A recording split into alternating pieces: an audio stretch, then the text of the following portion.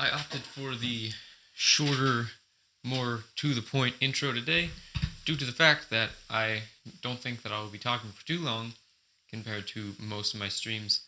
But as you can see down here on I believe that is the right for you guys, I have the AI running, and that is because I recently made updates to it, which is a big step in the right direction due to the fact that I haven't been making updates to it for a good few weeks. Now, the reason that I was able to update the AI and have a new running going is because I decided to, instead of reaching for the moon right away, cut my goal of improving the environment project into tiny chunks and test each individual chunk to make sure that it is effective. So this first step is a little push in the direction of deep learning. And so I know I've talked about deep learning a little bit previously, and so I will be giving a little bit of an overview on what I've done and explaining why it's not necessarily completely deep learning, but it is a step in that direction. So if you can remember the way that my AI handles inputs and associates them with outputs, the AI will take the variables that you put in as inputs and randomly make decisions based off of changes in those variables to affect the outputs of this task that you're giving it. So in the ball drop program, you have the input variables, which are the x and y coordinates of the two ends of the string of dots, and then the x and y coordinates of the red ball. So it is a very simple game, and it is, with that reason, I don't expect to see too much effect of the deep learning aspects coming into play, because what deep learning is used for is handling very large complex tasks. The AI that I had previously is sufficient enough to learn this task and become fairly fairly skilled at it. But the deep learning AI is designed to handle situations where certain variables may not be important by themselves, but combinations and different multiplications of said variables will actually be the important data pieces necessary. So what I did was I made it so that every time the AI mutates a trait, there is a random possibility that that trait will be something. It will be a an input that hasn't been seen before, and the way that that is done is I have it so that the variables can be added together, subtracted from each other, multiplied, or divided. Um, so any variable that is in the list already can be randomly selected to have an operation performed on it with another variable to create these combinations. And these other variables could just be a constant, because there is, if you'll remember, I have it set up so that the AI can say, this was created with the idea that like the AI maybe would say if the y coordinate of the red ball is below a certain distance, do something. And so this could be a useful tool. It's not something that I necessarily expect the game to use, but it could. So there's this aspect where the comparisons can be done with constants, and so these constants can also be thrown into these new variables. So let's say you had a variable that was just the x coordinate. Perhaps the AI could randomly decide that it wants to multiply that x coordinate by 7.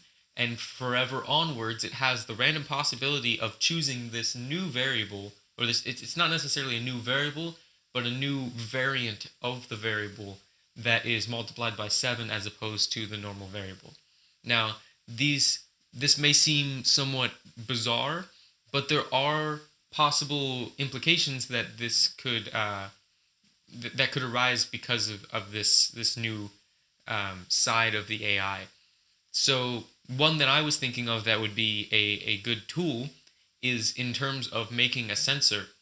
So if the AI wants to know if the ball is close to a certain end of the string, then it could take the value of its x coordinate and subtract the value of the ball's x coordinate and see if it's a small number or something like that. So there's a lot of things that come into play with that, but it also can compound. So once the variable that is added together or multiplied together with another variable is listed as an input, then it is also at the disposal of the random mutation to possibly become a single variable in the next new creation of a variable combination. So this allows for things to arise like x cubed. So if you had a variable times a variable as one of the mutations, then the next one could be that variable that you now created times the same variable that was added in the first place, and now you have 3 of them multiplied together, so you can get a cube.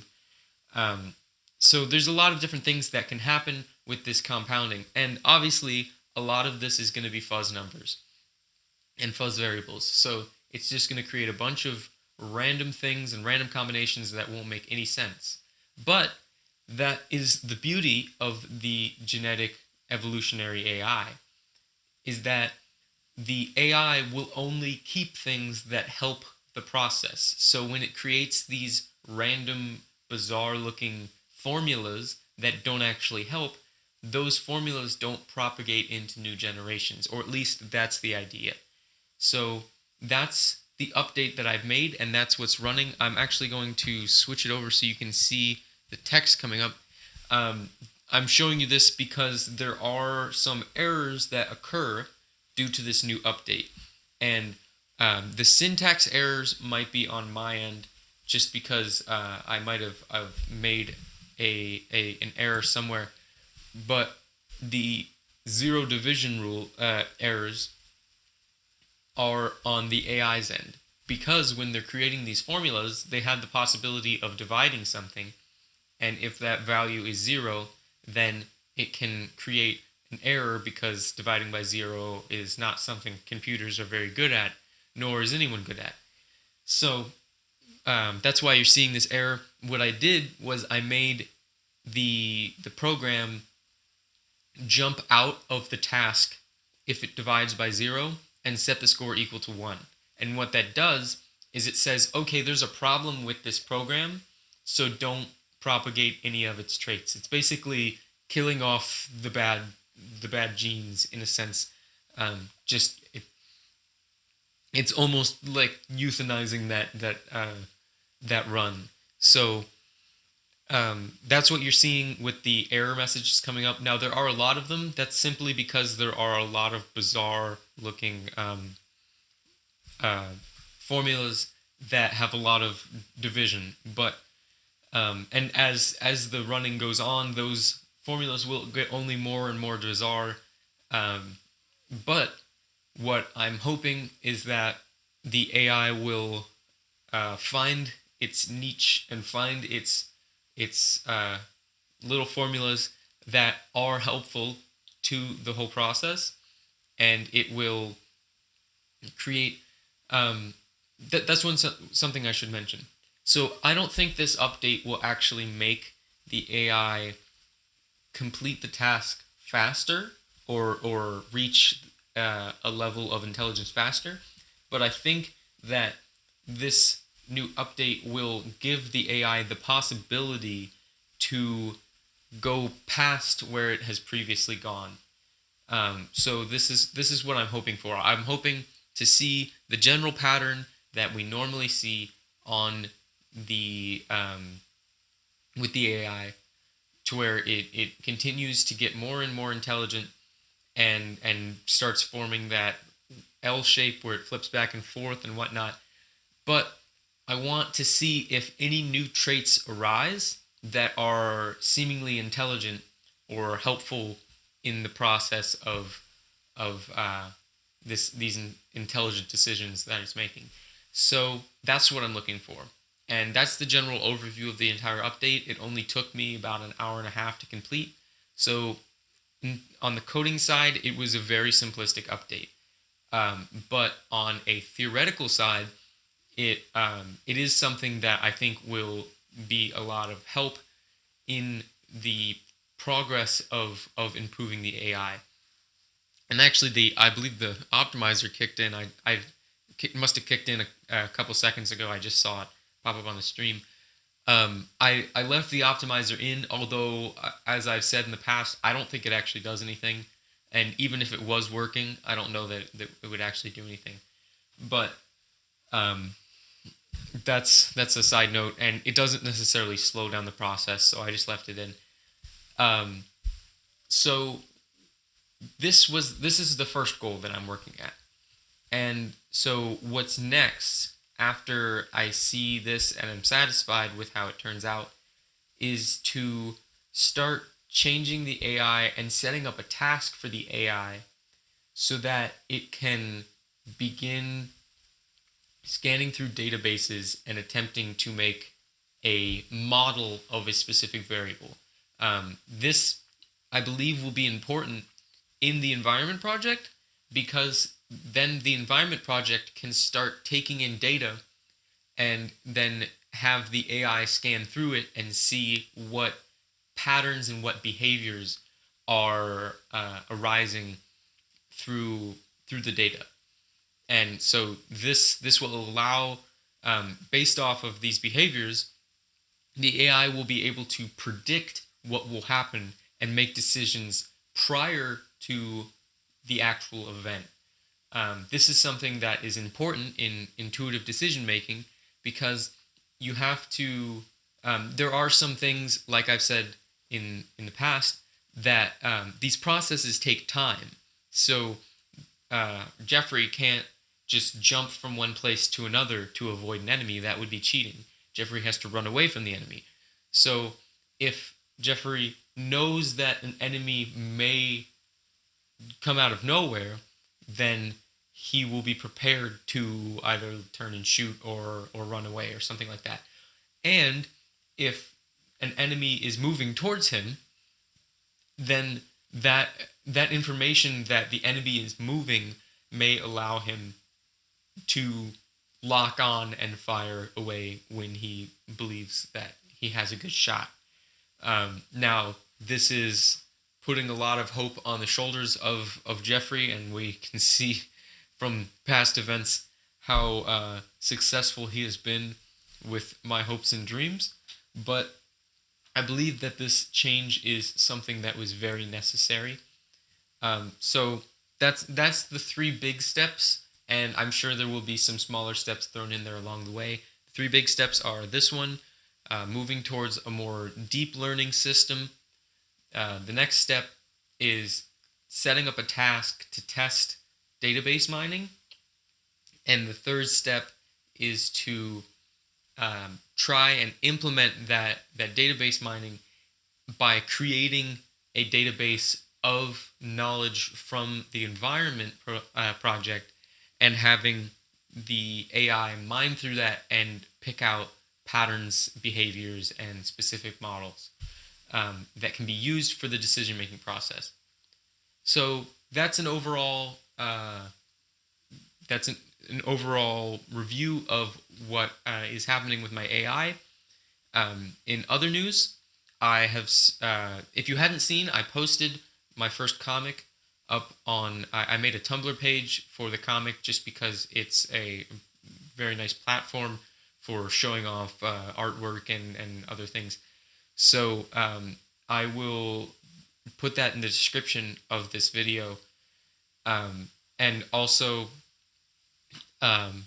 it's I put a link to it on my Twitter page, which also is already on my YouTube page. So if I forget to put the link to the Tumblr page directly, you can get to it that way.